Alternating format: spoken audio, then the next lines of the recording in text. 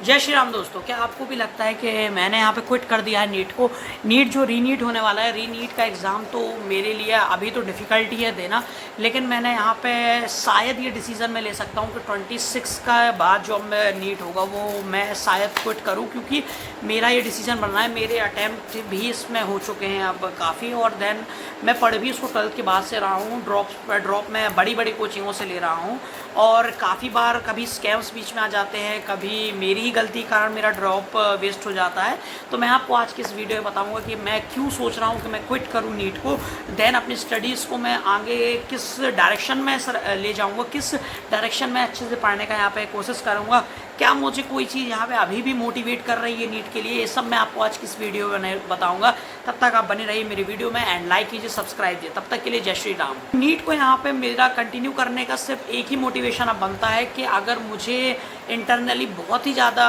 Confidence हो कि मैं डॉक्टर ही बनूंगा, एंड डॉक्टर बनना क्या मेरे लिए, अगर आपको भी लगता है कि आपको भी यहाँ पे नीट को क्विट करना चाहिए तो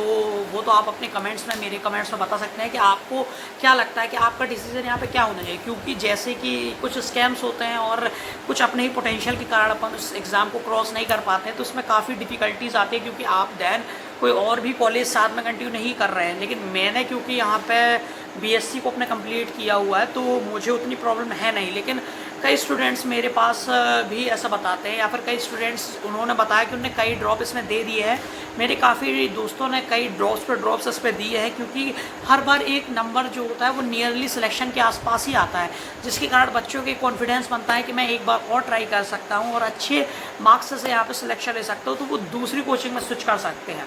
कभी कभी वो ऐसी कोचिंगों में चले जाते हैं जिसमें कम फीस हो, तो वो बच्चा ये सोचता है कि मैं कम फीस में भी सिलेक्शन लेके आगे कवर कर लूँगा स्कूल, लेकिन देन वो सिलेक्शन भी नहीं होता है, कॉलेज भी नहीं होता है, और आपने कोई ऐसा भी सब्स्टिट्यूट कॉलेज नहीं लिया होता है जिसके कारण आपके ईयर्स वेस्ट नहीं हो। ड्रॉप्स को यहाँ पे वेस्ट करना मेरे लिए ज़्यादा मुश्किल इसलिए नहीं हुआ क्योंकि मैंने बीएससी को अपना बहुत अच्छा तरीके से कंप्लीट किया, बहुत अच्छे परसेंटेज से उसको पास किया, इसलिए मेरा यहाँ पे उतना टाइम वेस्ट नहीं हुआ है। लेकिन क्योंकि मैं अब सोच रहा हूँ कि मेरी बीएससी भी कंप्लीट हो गई, तो मैं अगला अटैम्प्ट दूँ कि नहीं दूँ। मैंने काफ़ी टीचरों से इसमें बात की है, काफ़ी टीचरों से बात कर रहा हूँ, क्योंकि ये भी डिसाइड नहीं है कि अगले साल का पेपर अब कैसा आता है, सीबीटी मोड पे आता है, ये भी कंफर्म अभी उतना अच्छी तरीके से क्लियरिफाई किया नहीं है। क्योंकि अगर सीबीटी होता है देन उसकी प्रैक्टिस, उसका पूरा का पूरा जो सिस्टम होता है वो अलग से अपन को पढ़ना पड़ता है, देन कोचिंग सिलेक्शन, फिर वही mock test, then question practice, तो सब में ही उतना ही वापस फंसते चले जाते हैं। इसलिए मेरा ये है कि अगर आप सेल्फ कॉन्फिडेंस अपना बहुत हाई है कि अगला मैं डॉक्टर बनूंगा ही बनूंगा, तभी तो मैं इस चीज़ को कंटिन्यू करूं, देन मेरा कोई इतना है नहीं इस पर कि मैं ही नीट को कंटिन्यू करूं, देन मैं कोई और भी कोचिंग के लिए कोई और कॉम्पिटिटिव एग्ज़ाम की तरफ जा सकता हूं। लेकिन मैं अभी और भी टीचरों से बात कर रहा हूं कि अगर मैं ये जो डिसीज़न ले रहा हूं, क्या उन टीचरों के अंडर में रह के और उनकी जो प्रेजेंस ऑफ माइंड्स या फिर उनकी जो सीनियरिटी एक्सपीरियंस है, अगर वो मुझे क्लेरिफाई करते हैं कि ये डिसीज़न सही रहेगा तो मैं इसको कंटिन्यू कर सकता हूँ, वरना मेरे लिए इसको कंटिन्यू करना उतना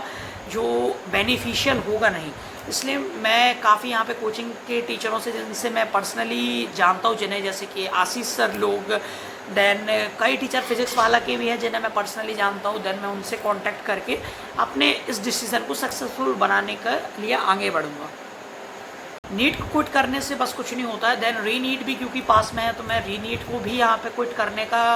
अभी तो मेरा प्लान है, क्योंकि मैंने उतनी अच्छे से रिवाइज़ नहीं किया हुआ है, और देन मैं उतना अच्छे से पढ़ भी कहाँ पा रहा हूँ, मैं रिवीजन को बहुत अच्छे से नहीं ले पा रहा हूँ। क्योंकि एक जो पेस में पढ़ाई होती है किसी कोचिंग्स में, या फिर जो अपन पेस में पढ़ते रहते हैं, उसके थ्रू जब अपन एग्ज़ाम तक पहुँचते हैं, और वो जो अपने पढ़ाई का पेशेंस एंड जो लय बनी रहती है वो बहुत ही यहाँ पे मायने रखती है। रीनीट में मेरी कोई ऐसा अभी तक पेस बना नहीं है, तो मैं तो उसको अभी उतने आराम से, मतलब मैं अटैम्प्ट तो दूंगा उसका, लेकिन मैं उतने अच्छे से उसको रिवाइज़ नहीं कर पा रहा हूँ, तो इतनी मेहनत के साथ या फिर उतने कॉन्फिडेंस के साथ मैं इसको देने का प्रयास नहीं करूँगा। लेकिन मैं जो अगली बार का नीट है उसकी तरफ मैं अभी यहाँ पे फोकस कर रहा हूँ कि मैं उसको कंटिन्यू करूँ, कि उसको भी मैं ड्रॉप करूँ आइडिया को। अगर मैं उसको कंटिन्यू करता हूँ तो मैं किस कोचिंग से उसको कंटिन्यू करूँगा, ये भी मेरे लिए अभी यहाँ पे क्वेश्चन की बात है। क्योंकि फिजिक्स वाला, अनअकैडमी, सर्वम, ऐसी बड़ी बड़ी कोचिंग है जो भी अपना ऑनलाइन प्रोवाइड कराती है।